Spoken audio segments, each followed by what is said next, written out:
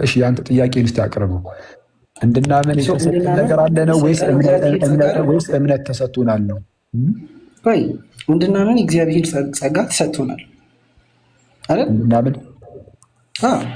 እሺ የእግዚአብሔር ጸጋ ተሰጥቶናል ማለት ምን ማለት ነው? ፈቅደ ነው ወይስ ያለ ፈቃደ? መፍቀድ አትችልም በሚለው እኮ ቀደም አውርተናል። በእኛ ኬታ መጣ በአንተ ቪው ያንተን ቪው እኮ ከሌሎች ሉትራኖች ጋር አውራበት ለጊዜው።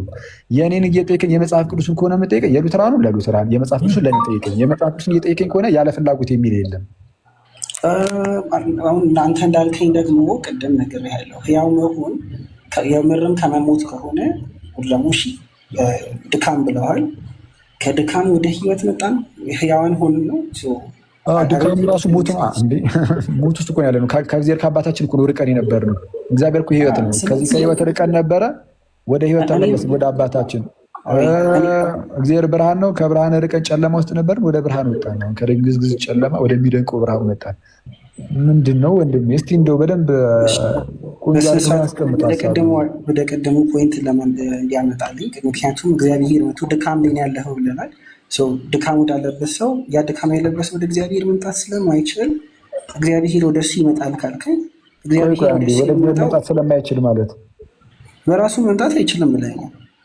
ዝም ብሎ ያለ ጸጋው ነው አይቻልም። ያለ እግዚአብሔር እርዳታ አይቻልም። በቃ ባጭሩ እሱንማ ተናገርን እኮ። ሁሌም ግን እግዚአብሔር ጉዳይ ላይ ስለዚህ አንድ ሰው ከመጣ ወደ ድነት ወደ ማመን ከመጣ በእግዚአብሔር እርዳታ ካልን የሚጠፋው ደግሞ በራሱ ካልን የሚድነው በእግዚአብሔር እርዳታ ብቻ ብያለሁ እንዴ? ብቻ አላልክም። ብቻ ፈቃዷንም አትርሳታ። ፈቃዱን ተጠቅሞ በል። ፈቃዱን ከተጨመረማ ፈቃዱ እኮ መጀመሪያ ላይ የሚመጣ ከሆነ ፈቃዱ መጀመሪያ ላይ የሚመጣ ከሆነ ፈቃዱን ኮዝ ይሆናል ብያለሁ እንዴ። ቆይ አንዴ ኮዝ የሚለውን እኮ ነገርኩ። ይሄ ከዚህ ከሲነርጂው አንጻር ከሆነ ይሆናል፣ ምንም ችግር የለውም። ከዛ አንጻር ይሄ ድህነትን አንዴ ሰማኝ። አንዴ ኧረ እባክህን ስማ። እኔ እኮ ከብዙ ሰው ጋር ነው እያወራሁ ያለሁት እና ለብዙ ሰዓትም ነው ያወራሁት እና አታድክሙ። ጥያቄ ጠይቃችሁ በደንብ ስሙ። የማይጠቅማችሁ ከሆነ እንደው ባትጠይቁ እኮ ነው የሚሻለው። አንዳንዴ ለእውቀት ካልሆነ ማለት ነው። ብሎ ሰው ማድከም ብቻ ነው ስራችሁ። እያልኩ ያለሁት ምንድን ነው፣ የሰው ፈቃድ በራሱ ድህነትን አይፈጥርም፣ ጸጋን አይፈጥርም። የሰው ፈቃድ ድህነትን የሚፈጥር ጸጋን የሚፈጥር ሳይሆን ጸጋን የሚቀበል ድህነትን የሚቀበል ነው። ድህነትን ሲቀበል ጸጋ ሲቀበል ሰውየው ላይ የሚቀየር ነገር ይኖራል። ከሞት ወደ ህይወት ይመጣል። ከዚህ አንጻር ኮዝ ብለህ እየጠራሁ ከሆነ ችግር የለብንም፣ ትክክል ነው። ከዚህ አንጻር ከሆነ የሰውየው ፈቃድ ድህነትን ጸጋን አይፈጥርም። ድህነትን የሚፈጥረው ጸጋ ነው። እርሱም ከእግዚአብሔር ነው። የፈቃድ ሮሉ እዚህ ጋር መቀበል ብቻ ነው። እግዚአብሔር ጸጋውን ሰብጀክቲቭሊ የሚሰጠው ለፈቀዱት ብቻ ነው። ትክክል። ስለዚህ ለዛ ሰው ላይክ ሜሪት ለምን አይሆንም? መፍቀዱ ለምን ሜሪት አይሆንም? ከምን አንጻር እስኪ ለምሳሌ አሁን ታስቀምጡትን ማለት ነው። የዳነው ሰው ከእግዚአብሔር ምሕረት ብቻ የተነሳ አይደለም። ቆይ በእግዚአብሔር ምሕረት ብቻ ሲባል ነፃ ፈቃድን እያዞር እየተውክ ከሆነ ስህተት ነው። እሺ ምሕረት ለወደደ ለሮጠም አይደለም የሚለውን ሀሳብ እንዴት ነው የምትነግረኝ? ኦኬ ሮሜ 9 ላይ ማለት ነው። እሱ በአጭሩ ሮሜ 9 ላይ ምሕረት ለወደደ ወይም ለፈቀደ አይደለም። እስቲ ሚዩት አድርጎ አስከዛ። እሺ ምሕረት ለወደደ ወይም ለፈቀደ አይደለም ከሚምር ከእግዚአብሔር ነው ብሎ ሲናገር ምሕረትን አንተ ስለወደድክ ወይም ለምሕረት ስለሮጥክ ምናምን እንዲሁ ምንም የምታገኘው ነገር የለም። የግዴታ እግዚአብሔር ያስፈልግሃል የሚለውን ለማስረዳት ነው። ልክ እንዴት መሰለ ኦሪጂን ምን ብሎ ያስረዳዋል? ይህንን ለምሳሌ ልና ዲ ፕሪንሲፕ መጽሐፉ ላይ ማለት ነው ወን ፈርስት ፕሪንሲፕል የተሰኘ መጽሐፍ አለው። እሱ ላይ ጥንታዊ ሰው ነው እንግዲህ ከ1800 ዓመት በፊት የነበረ ሰው ማለት ነው። ምን ብሎ የሚያስረዳው እሱን ይህንን ጉዳይ አንስተው አንዳንድ መነናውያን የማኒኪዝም ተከታዮች ማለት ነው ኖስቲክ መናፍቃን የሆነ ነፃ ፈቃድ ባይኖረን ነው ብለው ይጠቅሱ ነበር። በነገራችን ላይ ይህንን አስታውሽ ይለፍ ጥንት ላይ መነናውያን ነፃ ፈቃድ የለም ብሎ የሚጠቅሱን ጥቅስ ነው ዛሬ ሉተራኖችና ካልቪኒስቶች የሚጠቅሱት። ለዛ ነው ይመሳሰላሉ ከመነናውያን ጋር ያልኩት። እኛ ደግሞ ከጥንት ከነበሩ የክርስቲያን ሊቃውንት ጋርና አባቶች ጋር ስለምንስማማ በመመልኩን የምንመልሰው መሰለ እነሱ በመለሱ መልስ እንድመልስ ምን ይላል እግዚአብሔር ምንድነው ሀገርን ካልጠበቀ ጠባቂ በከንቱ ይደክማል የሚል መዝሙር ላይ ያለውን ያነሳና ወይም ደግሞ እግዚአብሔር ቤትን ካልሰራ ሰዎች በከንቱ ይደክማሉ ይላል። እግዚአብሔር ቤትን ካልሰራ ሰዎች በከንቱ ይደክማሉ። ስለዛ እግዚአብሔር ከሌለ ከንቱ ድካም ነው። ምንም ወፍ ስለደከምክ ምናምን ነገር አይደለም ተብሎ ቢነገርና ይህንን ነገር ለእግዚአብሔር ብትሰጥ ማለት ነው። እግዚአብሔር ቤትን ካልሰራ ሰራተኞች በከንቱ ይደክማሉ እንደተባለ ሁሉ ምሕረት ለወደደ ወይም ለሮጥ አይደለም ከሚምር ከእግዚአብሔር ነው ሲባል ልክ እንደዚህ ነው ይላል። ልክ እንዴት ነው? አዎ እግዚአብሔር መሐሪ ሆኖ እስካልመጣ ድረስ አንተ ብትፈርጥ በአናት ብትተከል ልትማር አትችልም። ስለዛ ትልቁን ድርሻ የምንሰጠው ለእግዚአብሔር ነው። የእግዚአብሔር ጉዳይ ነው። ምሕረት መጀመሪያ የሚፈሰው ከራሱ ከእግዚአብሔር ስለሆነ ምሕረት ገና ከጅምሩ ከእግዚአብሔር ካልመጣ በስተቀር ሰዎቹ እሺ እንማር ብለው ሊመጡ ምሕረትን ሊወዱም አይችሉም። ምሕረት በሌለበት ሁኔታ ማለት ነው። ምሕረት ከእግዚአብሔር ነው። ከዛ በኋላ ሊመጡ። ስለዛ ልክ እንደዛ ነው። እግዚአብሔር ቤትን ካልሰራ ሰራተኞች በከንቱ ይደክማሉ ተብሎ እንደተነገረ እግዚአብሔር ካልማረ ምሕረትን የሚወድ ለምሕረት የሚሮጥ በከንቱ ይደክማል። ምሕረት ለወደደ ወይም ለሮጥ አይደለም ከሚምር ከእግዚአብሔር ነው ሲል በዛ መልኩ ነው ብሎ ይፈተዋል። ከዛ አንጻር ነው። እሺ ሰው ምሕረት የሚሰጥ ስለፈቀድክ ነው ወይስ አይደለም? ሳትፈቅድ አይሰጥህም። አስቀድሞ ምሕረቱ ቀጥታ ከእግዚአብሔር መሆን አለበት። መጀመሪያ ምንም ነገር ሳይባል ከእግዚአብሔር ከዛ በኋላ ስትፈቅድ ምሕረቱ ይሰጥሃል። ምናልባት ግን አንተ ይህንን ክፍል ዝም ብሎ ሊትራሊ እንደዚህ እየወሰድከው ከሆነ ማለት ነው አንተንም ደግሞ የሚይዘ ነገር ይኖራል። እዛው ጋር ምንም ነገር ሳታደርግ ደግሞ ራሱ እግዚአብሔር አምላክ እልኸኛ ያደርግሃል፣ ይጠላሃል የሚል ቃል ስላለ ምንም ከአንተ ምንም መጥፎ ነገር ሳታደርግ ምንም ክፉ ነገር ሳይታይ በእግዚአብሔር ይጠላሃል። እግዚአብሔር ሰውን አይጠላም። ይጠላው እዛ ጋር አለ። አሁን ራሴ የጠቀስከው ጥቅስ ላይ እኮ እንደዚህ ይላል።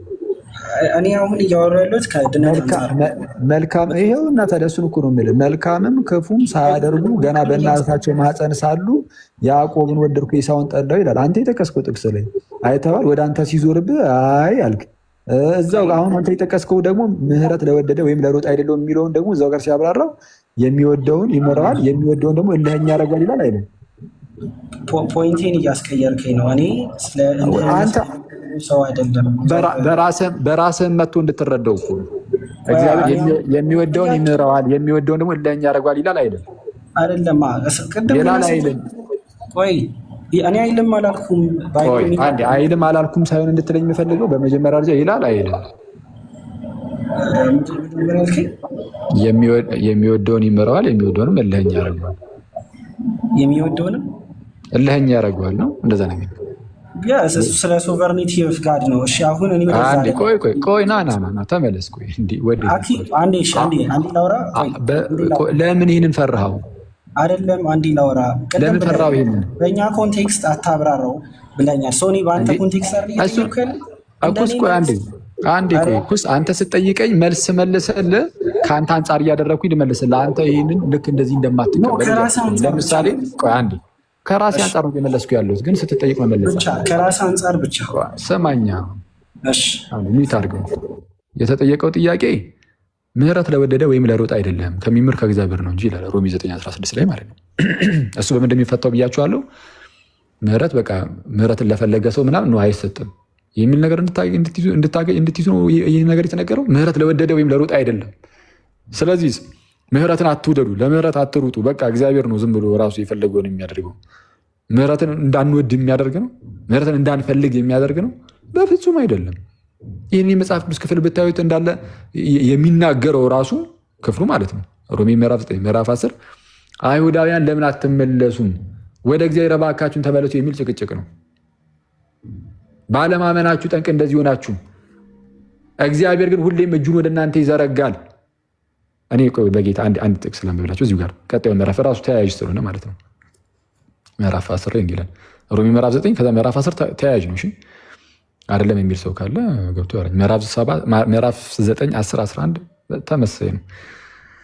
ስለዚህ ጉዳይ ያብራራን ይሄድና እንዲህ ይላል ምዕራፍ 10 ቁጥር 21 ላይ ስለ እስራኤል ግን ይላል ቀኑን ሁሉ ወደማይታዘዝና ወደሚቃወም ሕዝብ እጄን ዘረጋው ይላል።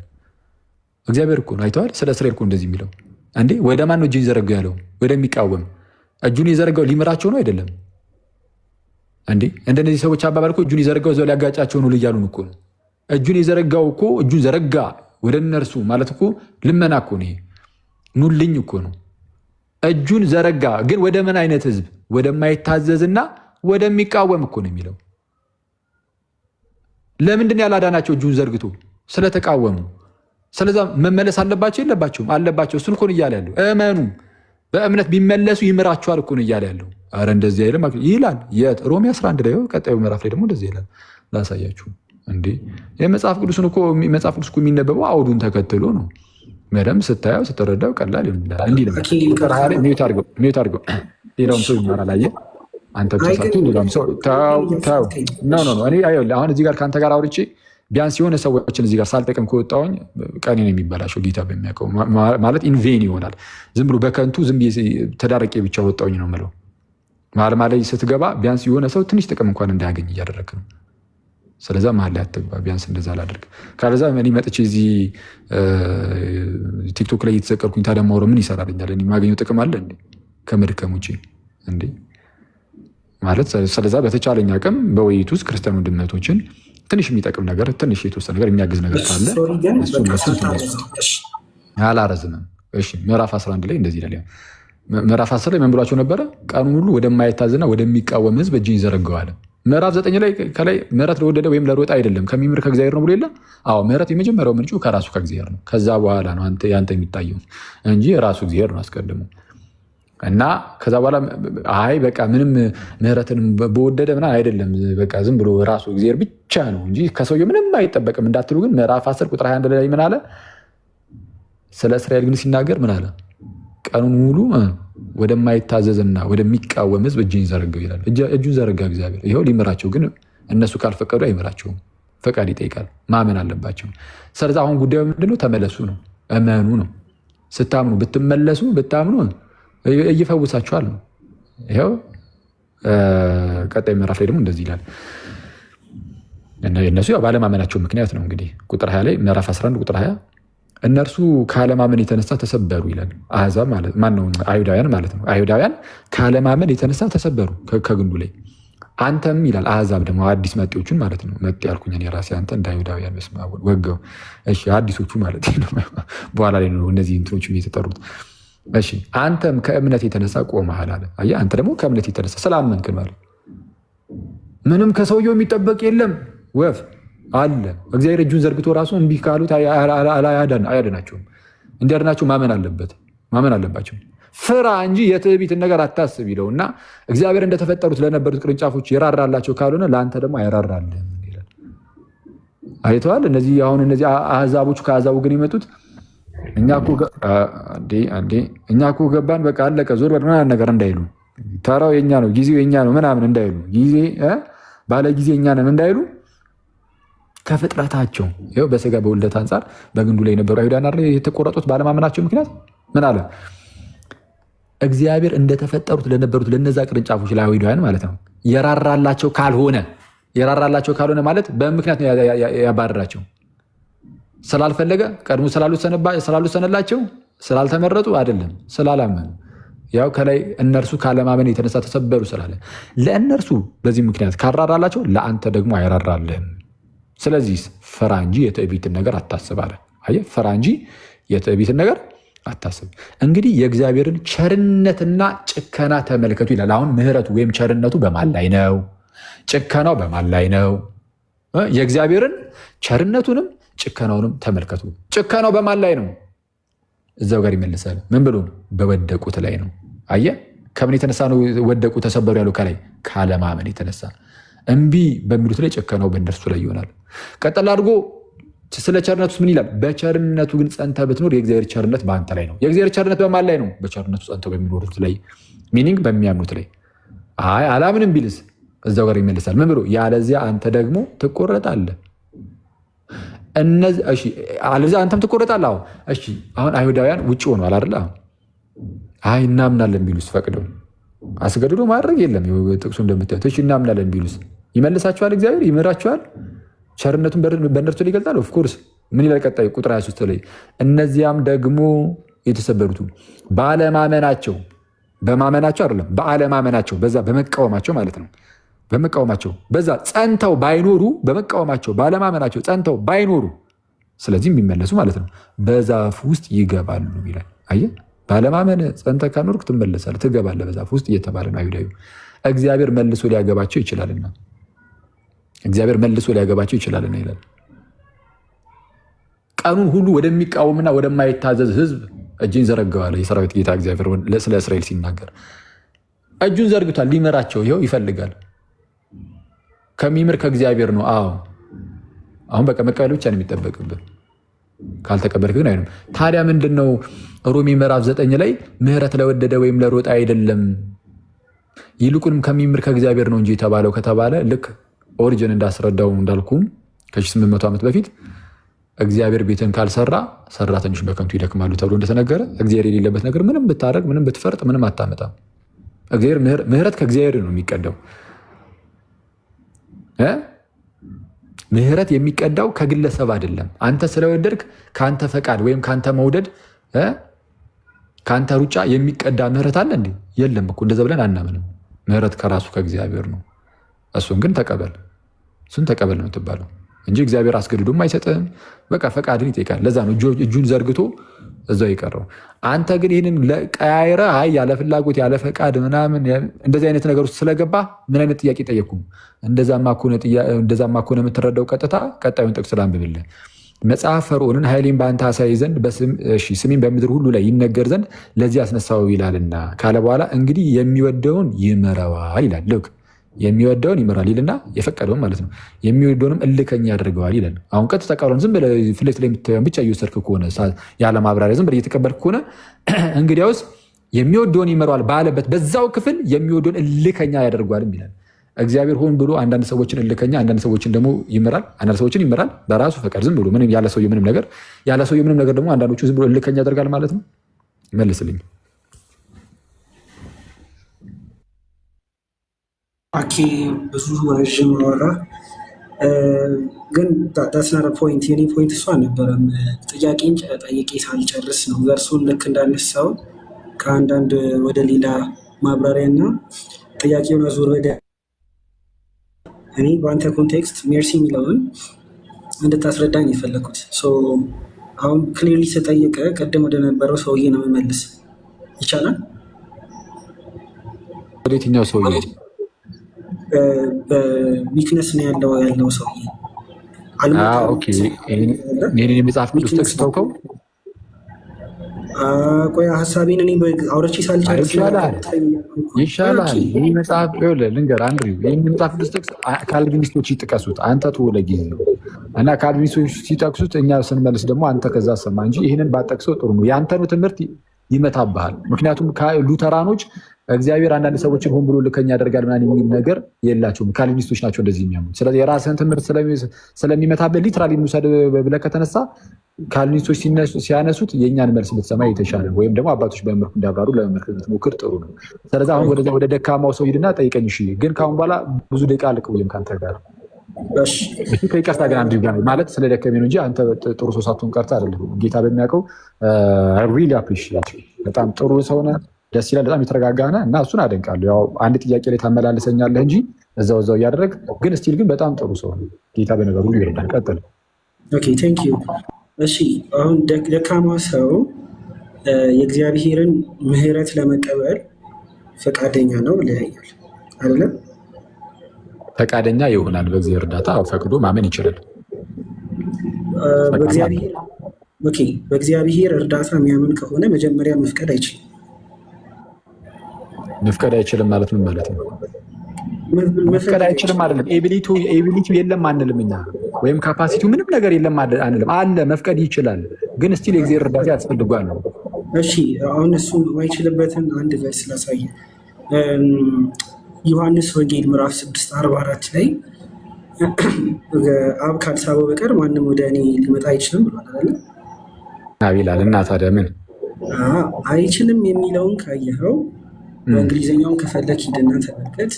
ኖ ዋን ካን ካም ቱ ሚ ነው አይደል? ካን ማለት ኤቢሊቲ አይደል? እሺ ኩስ አብ ካልሳበው በቀር ወደ እኔ ሊመጣ የሚችል ማንም የለም አለ። በእንግሊዝኛው ማልኮ በአማርኛው ማልኮ ምንም ልዩነት እኮ አልፈጠረም። ስለዚህ አለመቻል እንዳለ ላሳይ ፈልጌ ሰው በራሱ እንደዛ አይደለም የሚለው እንደዛ እኮ አይደለም። ቆይ በራሱ ብቻ እያልክ ከሆነ በራሱ ብቻ ነው ዝም ብሎ እንደዚሁ ነው ወደ እግዚአብሔር መምጣት የሚችሉ አላልኩም። ግን የእግዚአብሔር እርዳታ ያስፈልጋል። ቆይ አንዴ የእግዚአብሔር እርዳታ አይደለም እንደዛ አይደለም። ጥቅሱ ምን ይላል የሚለውን እኮ መጠየቅ አለብህ። ሮሜ 6:44 ላይ እኮ ቅዱስ ቄርሎስ የሚያብራራበት የመብራት መንገድ አለ። ቄርሎስ የእስክንድርያው ማለት ነው። ዮሐንስ አፈወርቅም የሆኑ ክፍል አብራርቶታል። ዮሐንስ 6:44 ቅዱስ ዮሐንስ አፈወርቅ ሲያብራራ እንዲህ ምን ብለው ምንድነው? አንዴ እስቲ እንትን አድርገው ሚውት አድርገው እንትን ይላል። እሱን ለመሸፈን ስል ልብሴን ከፍ ማድረግ ስለሌለብኝ እሺ። ቅዱስ ዮሐንስ አፈወርቅ ሲያብራራ ምን ይላል? ዮሐንስ ወንጌል ምዕራፍ 6:44 ይላል። ይህን ክፍል ይልና ዮሐንስ 6:44 ማለት ነው መነናውያን የማኒኪዝም ምንፍቅና ውስጥ ያሉ ማለት ነው። መነናውያን ያን አንስተው ነፃ ፈቃድ እንደሌለንና ወይም በራሳችን ምንም ማድረግ እንደማንችል ይናገራሉ ይላል። ማን? መነናውያን። ቅድም ሮሜንም ስጠቅስ መነናውያን እንዲህ ይላሉ ብሎ ሌላ አባት የተናገረው ነገር ያለው። ዮሐንስ 6ንም ስጠቅስ መነናውያን ልክ አንተ እንደምጠቅሰው ጥንት ላይ መነናውያን ነበር የሚጠቅሱት በነገራችን ላይ። እና ከዚህ ራሱ ብትማሩ ጥሩ ነው። መነናውያንን ኢሚቴት እያደረጋቸዋቸው ነው አሁን በዚህ 21ኛው ክፍለ ዘመን ላይ እና ሰው እንደዛ ያደርጋሉ ይልና ነገር ግን ሰው ነፃ ፈቃድ እንደሌለው የሚያሳይ ሳይሆን በተቃራኒ ነው ብሎ ያስቀምጣል። እንዴት? አብ ከሳበው በቀር ወደ እኔ ሊመጣ የሚችል ማንም የለም ማለት ነው። ወደ ጌታ ለመምጣት አብ ሊስብህ ይገባል። ምንድነው አብ የሚስብህ አስገድዶ ነው ይላል እዛ ጋር? አይደለም አይልም። ከሳበው በቀር የሚለውስ ምን ማለት ነው ነው? እሱን ቁጥር 45 ላይ ይፈቷል ቄርሎስም በዚህ መልኩ የሚያስቀምጠው። ቁጥር 45 ላይ ምን ይላል? አንብበው። ሁሉም ከእግዚአብሔር የተማሩ ይሆናሉ ተብሎ በነቢያት ተጽፏልና ነው የሚለው። እንደዛ ነገር ይልና ከአብ የሰማ የተማረም ወደ እኔ ይመጣል ነው የሚለው አይደለም? እስቲ ይኸው ቁጥር 45 ነው። ኦኬ እሺ፣ ልክፈተው አንዴ ዋን ሰከንድ። ወደ እኔ ማንም መምጣት አይችልም አይደል ያልከው ቁጥር 44 ላይ አብ ከሳበው በቀር የሚለውን ቃል እዛው ጋር አብራርቶታል ጌታ ኢየሱስ ምን ማለት እንደሆነ። ይኸው ቁጥር 45 እሺ። በነቢያትም ሁሉም ከእግዚአብሔር የተማሩ ይሆናሉ ተብሎ ተጽፏል። አብን የሚሰማና ከእርሱ የሚማር ሁሉ ወደ እኔ ይመጣል። አያ በቃ ከአብ የሚሰማ ወይም አብን የሚሰማ ከእርሱም የሚማር ወደ እኔ ይመጣል አለ። ወደ ክርስቶስ የሚመጣው ማን ነው ከተባለ አብ የሳበው ነው። አብ የሳበው ምን ማለት ነው? ከአብ የሚሰማ ከአብ የተማረ አብን የሚከተል የኔን አርጊመንት እኮ ይደግፋል። ይሄ ሰው አይደግፍም። ያለ ፈቃዱ ነው እንደሚማረው ያለ ፈቃዱ ነው እንደሚሰሙ ይላል። አብ ካልሄደ እኮ መምጣት አይችልም የሚለው ፕሩቭ ለማድረግ ነው ዩኒቨርሲቲ ያመጣት። ምን አልከኝ? እንደሚዋ ምን አልከኝ? አብ ወደ ሰውየው ካልሄደ ሊመጣ አይችልም ነው። እግዚአብሔርማ ሁሌም መገለጥ ከእግዚአብሔር ነው የሚጀምረው። ከኛ ነው እኛ እኮ አይደለም የተገለጠ ነው ለእግዚአብሔር። እግዚአብሔር እኮ ለኛ የተገለጠ። ስለዛ ከአብ እንሰማለን፣ እንማራለን። ከአብ እንሰማ እንማርና ቆይ አንዴ ከአብ የሰማ የተማረ ሰው አብን የሚከተል ሰው ከሆነ ጌታ ኢየሱስን የላከው አብ ስለሆነ እንግዲያውስ የላከውን ኢየሱስንም ይቀበላል። ኦልሬዲ ኢየሱስን የላከው እነርሱ ምንድን የሚከተሉት ራሱ አብ ነውና። ግን ኢየሱስ ክርስቶስ ለምን አልተቀበሉትም ከተባለ ወይም በጌታ ኢየሱስ ለምን አላመኑም፣ ወደ ክርስቶስ ለምን አልመጡም ከተባለ ገና ከጅምሩ አብን አንሰማም ያሉ ናቸው። እነዚህ እዛው ላይ ጥያቄ ጠይቀኝ። አብን የሚሰማና ከእርሱ የሚማር ሁሉ ወደ እኔ ይመጣል ይላል። ሰው አብን ለመስማት ከአብ ለመማር ቅድሚያ ፍላጎት አለው ወይ? እሱ ነው ትልቁ ጥያቄ። ፍላጎት አለ፣ ፍላጎትም አይጠፋም። ማን ነው ፍላጎት የለም ያለው? ኬት ነው ያመጣችሁት እኮ ነው። አሁን ጥያቄው ድካሙ ያለው ሰውዬ አብ ቅድሚያ ወደ እርሱ ካልመጣ በራሱ መምጣት አይችልም በሚለው መስማማት እንችላለን። አብ ወደዛ ሰውዬ ሄዱ፣ አስተምሩት፣ ከአብ ሰምቶ በራሱ መምጣት አይችልም። ማስተማር ማለት እኮ በዛ በሲናጎግ ወይም በዚህ በጉባኤው በዚህ በአይሁዳውያን ማለት ነው። የእግዚአብሔር ቃል ተላልፏል። ያንን የእግዚአብሔርን ቃል የነቢያቱን ቃል ምናምን እሱ ከሱ መማር እኮ ነው። በዛ ውስጥ ከእግዚአብሔር ይማራሉ ማለት ቀጥታ ያንን ከእግዚአብሔር የተገለጠውን ነገር አሜን ብለው ይቀበላሉ። ስለዚህ እነዚህ ከእግዚአብሔር የተማሩ ቁጥር 44 ላይ ያለውን መሳ ወደ እኔ ካልሳበው በቀር የሚለውን እንዴት እንደሚስበው ነው የሚያሳየው አይደል? አዎ እንዴት እንደሚሰበው ነው የሚያሳየው። እንዴት ነው የሚሰበው? ካልተሳበ መምጣት አይችልም ነው ጌታ ኢየሱስ እኩስ አንዴ ቆይ አብን የምርም የሚከተል ሰው ካለ ክርስቶስን የሚከተለዋል። ስለዛ የአብ የሆኑት የክርስቶስ ይሆናሉ። ስለዛ ምንድነው ለእኔ የሰጠኸኝን ተብሎ ይነገርላቸዋል ማለት ነው እነዛ ሰዎች። ምክንያቱም አስቀድሞም አብን ይከተሉ የነበሩ ሰዎች ስለሆኑ።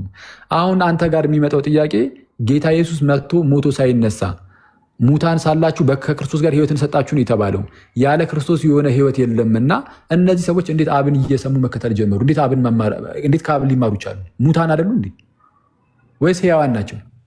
ኦኬ በጣም ጥሩ። አሁን ራሱ ጥያቄ ለራስ የሚሆንበት ምክንያት ምንድን ነው? መጀመሪያ ጥያቄ መልሰው መምጣት አይችልም ብሏል። ስለዚህ አክተሩ ጥያቄው ምንድን ነው? የእኔ ጥያቄ ምንድን ነው? አንድ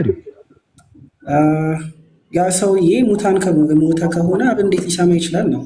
ከአብ እንዴት ሊማር ቻለ? አብን እንዴት ሊሰማ ቻለ? ሙት አይደለ? እናንተ እኮ ጨራሽ እንደዛ መሆን አይችልም ነው ያላችሁት። እንዴት ቻለ? እስኪ እሱ ንገረኝ እስኪ መጀመሪያ። አሁን ወደ ሪጀነሬሽን መሄድ አልፈልግም እኮ። እንዴት አይደለም? እንዴት ይኸው ነፃ ፈቃድ የለውም ካልከኝ፣ ለመንፈሳዊ ነገር ጭራሽ ምንም ምላሽን መስጠት አይችልም ካልከኝ፣ ይኸው አንተ ያመጣኸው ጥቅስ፣ አንተ ራስ ያመጣኸው ኤግዛክት ቨርስ የሚለን ምንድን ነው? ከአብ የሰማ የተማረም ይላል። እንዴት ሊሰማ እንዴት ሊማር ቻለ? ሙት አይደለ? እንዴት ሊሰማ እንዴት ሊማር ቻለ? ባጭሩ ሙታን ነበር ስንል ልቡ ዝግ ነው። ስለዚህ ልቡን ከፍቶ እንዲሰማ አድርጎ ያመጣል። ስለዚ ክርስቶስ ገና ሞቶ ሳይነሳ በፊት ዳግም ልደት አለ ማለት ነው። ቤት አመጣው። ይህንን አንድ ጥቅስ ስጠኝ እስኪ። ያለ ክርስቶስ የሆነ ዳግም ልደት ተአምረኛ ነው። ይህ ደግሞ ይህ ከክርስቶስ በኋላ ስላለው ነገር ነው አይደለም? ይህ ቨርስ የሚያወራው ወይስ አይደለም? እዛ ጋር ገና ጌታችን ሳይሞት ሳይነሳ ገና በፊት የተነገረ ቃል ነው። ይህም ምን ብሎ የተናገረው? በእኔ እመኑ እያላቸው ነበር። ከላይ ከፍ ብለህ ይኸው ቁጥር 27 ላይ ሄደህ ስትመለከት እዛው ዮሐንስ 6 ላይ ምንድነው? ቁጥር 26 ላይ ያው ምግብን ፈልገው ምግብን አበርክቱ ስላዩ ምናምን ነገር በቃ የምግቧ ነገር ማሳሳቢ ነች። ይመጣሉ ይንስ ከዛ ለሚጠፋ መብል አትስሩ፣ ይልቁንም የሰው ልጅ ለሚሰጣችሁ ለዘላለም ሕይወት ለሚኖር መብል ስሩ እንጂ አላቸው። እርሱንም እግዚአብሔር አብ አትሙታል አለ። እሺ ለዚህ እንድንሰራ ምን እናድርግ ሲሉት ይህ የእግዚአብሔር ስራ እርሱ በላከው እንድታምኑ አላቸው። አየህ እመኑን እየተባለሉት አሁን እምነት ከነሱ ፈልጎ ነው ጌታ ኢየሱስ እመኑ። ከዛ በኋላ ግን በእርሱ የሚያምነው ግን እነማን ናቸው አለ። ገና ከጅምሩ ከአብ የሰሙና የተማሩ። የሞተ ሰው እንዴት ከአብ የሰማ የተማሪ ይሆናል?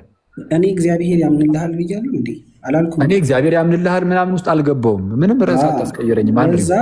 እንዴት ነው ከአብ የተማረ ከአብ የሰማ ሰው እንዴት ከአብ ሊማርና ከአብ ሊሰማ ቻለ? የሞተ ሰው አይችልም ብላችሁ ነበር። እንዴት ቻለ? ያው ራሱ ጋድማ ኢኒሼት የሚያደርገው ብዬ እኮ ተናግሬያለሁ። እሱስ ዳግም ልደት ሰጥቶት ከሆነ ክርስቶስ ሞቶ ሳይነሳ ዳግም ልደት አለ ማለት ነው እያልክ ነው። ኬታ መጣሁ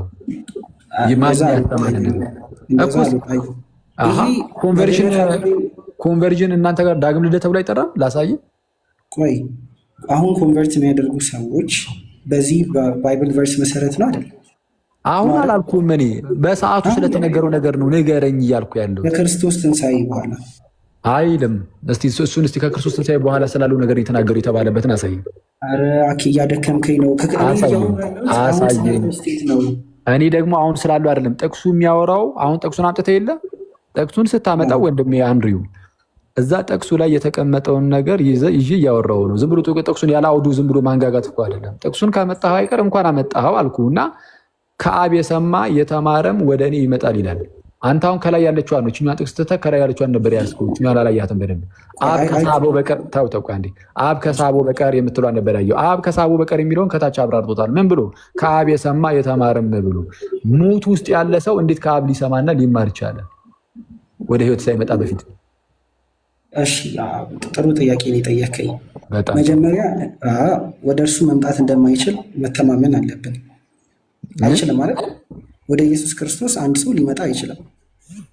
ይህ ስለ አይሁዳውያን የተነገረው አይሁዳውያን ከአብ የተማሩ ከአብ የሰሙ ከሆኑ ወደ ጌታ ይመጣሉ። አይ ካሉ ግን አይመጡም ነው። አብን እንዲህ ያለ ኢየሱስ ነው ቢላል ነው። ፈሪሳውያንም በክርስቶስ ሊያምኑ አልቻሉም። አብን አልተከተሉትም ማለት ነው። እና እነሱን አንድ ክርስቶስ ሲወቅሳቸው ሲገስጻቸው የነበረው በከባባድ ቃል ምን አባታቸው ያመጣሉ እነሱ ፈሪሳውያኑስ ቢሆኑ አባቢ ዝም ብሎ በራሳቸው መሄድ መንጀርገድና ኩፍስ ማለት እንጂ ልባቸው ደንዳና ነው። እስቲ ሰዓቱን በጣም እየሄደ ስለሆነ በቃ ሲሲ ከደረሽ እንትን በይና አጩይልኝ ጠቅለላ አድርጊ። በቃ ሆነ ልጨርስ አንድሪው። በቃ ሌላ ጊዜ ደግሞ አይ ግን እኔ ጥያቄን ሳልጨርስ ሌላ ጊዜ ደግሞ በቃ አሁን ሌላ ጊዜ ደግሞ በጣም ያልኩህ እኮ ነገር አይደለም እኮ አንድሪው። በጣም አንዱ ስታነሳ ስመለስ እኔ በጣም እንዴት እንደሆነ ላስረዳ። የሆነ ቨርስ ሳመጣ ገና ቨርሱን ሀሳቢን አውርቼ ሳልጨርስ እዛው ያለውን ቨርስ ሰባት ሰዓት ሆነ። ቨርሶቹ ለፕሮፌት ሚኪያስ ልስጡና ላይቡን እንዝጋው። ፕሮፌት እንኳን ደህና ቆያችሁ። ሲሶዬ ሰላም ብያለሁ ሁላችሁንም። እንደው እኔም ጫጫታ ውስጥ ነው ያለሁት፣ ሰዓትም ስለሌለባችሁ አንዱ ደቂቃ ለሶስት ውጥና ለወንድማችን ጨርሱ፣ ዝጉት። ሌላ ጊዜ እመጣለሁ። ፕሮፌት አንተም ካልተመቸ በቃ አንድሪው ወይነ ማታ ወይ አኬ ሲከፍት ወይ ነገ ከነገ ወዲያ እኔ ስከፍት ያለውን ነገር እንቀጥላለን። በጣም ቴንኪው፣ አመሰግናለሁ ሁላችሁንም። ሌሎች እንግዲህ አንድሪው ከታች ፖይንቴን ሳትይዝ ምንም እያለኝ ነው እና በቃ እንግዲህ አሁን ሌላ ጊዜ እናወራለን። ግን አንተም በተቻለ አቅም አንድሪው ወንድሜ ስትጠይቀኝ በተቻለ አቅም ማለት ነው የሆነ ነገር ለማወቅ ማለት ለመረዳት አትሊስት በእኛ ሳይድ ያለውን ወይም መጽሐፍ ቅዱሱን እኛ እንዴት እያየ ነው እንደሆነ ለማወቅ ያህል ምናምን ብቻ በዛ መልኩ አሁን ራሱ እንደዚህ ሳውራ ራሱ ከፍተህ ልትወራ አንተ ልጅ እና በዛ መልኩ ናና ጌታ በረዳልክ በቃ እንደዚህ ሳንጫጫው ምን ሳንል ተረጋግተን እናወራለን። ግዴታ አሁን በአሁን የሆነ እመን እንደዛ አድርግ እንደዛ ታደርግ ምናምን እንደዚህ ነገር ውስጥ እየገባው አይደለም። እንደዛ አይደለም እያደረግን ያለነው። ግን አትሊስት ግን ያለውን ነገር በቃ ቀስ ብለህ ምናምን እንደ ጓደኛ ማቾች ነሰሰሪ በአካል የምንተዋወቅ ጓደኛ ማቾች መሆን አይጠበቅብንም። በቃ እንደ ጓደኛ ማቾች ተከባብረን ተዋደን ዝም ብለን የተወሰነ እናወራለን ምናምን። ከሲደክመን እንደዚህ ደግሞ በቃ እንጥላለን በቃ እንላለን። ቀስ በቀስ ደግሞ እግዚአብሔር ያስተምረናል፣ ጌታ ይረዳናል፣ ይመራናል። እና ቅድም እንዳልኩ በጣም ጥሩ ወንድም ነህ። ዛሬ እስካየው ከዚህ በፊት አውርቼ አላውቅም፣ ወደፊቱም አላውቅም። ዛሬ ግን ጥሩ ነው፣ ጸባይ ጥሩ ነው። ጌታ በነገር ሁሉ ይርዳ። አመሰግናለሁ ወንድሜ። ያደከምኩም ብዙ ጥያቄ ያነሳ ነው። በጣም ብሮድና ሰፊ ቴዎሎጂ ስለሆነ ነው። ሌላ ጊዜ እንቀጥላለን። ግን ሁሉንም ቨርሶች በስነስርዓት እያየን እናወራለን። ቴንክ ዩ። እሺ ወንድም፣ ሌሎቻችሁንም በጣም ነው የማመሰግነው። ታችም ላይ ያላችሁ ቴንክ ዩ። እግዚአብሔር ያክብርልን። ፓፒቾ ይላል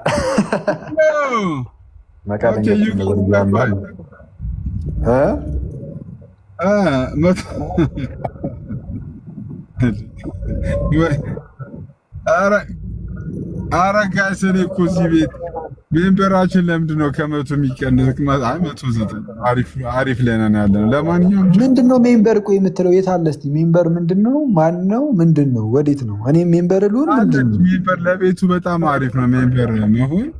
የቱ ጋር ነው ሜምበር የሚሆነው? እዛ የልብ ምልክት አለች፣ ከላይ የልብ ምልክት አለች። እሷን ተጭኖ አንድ ኮይን መስጠት ነው። አንድ ምን መስጠት? አንድ ኮይን። የት አለ ሲታደ? አንድ ሺህ ሰው አለ። የአበባ ምልክት እኮ ነው የሚታየኝ። የልብ ምልክት አለች ላይ ሲሶ የሚለው አጠገብ ላይ የልብ ምልክት አለች። እንዴ ኧረ ሲሶ ጋር የለም እባክህ እናንተ ሰው ይታያችኋል? አለ 112 ነው።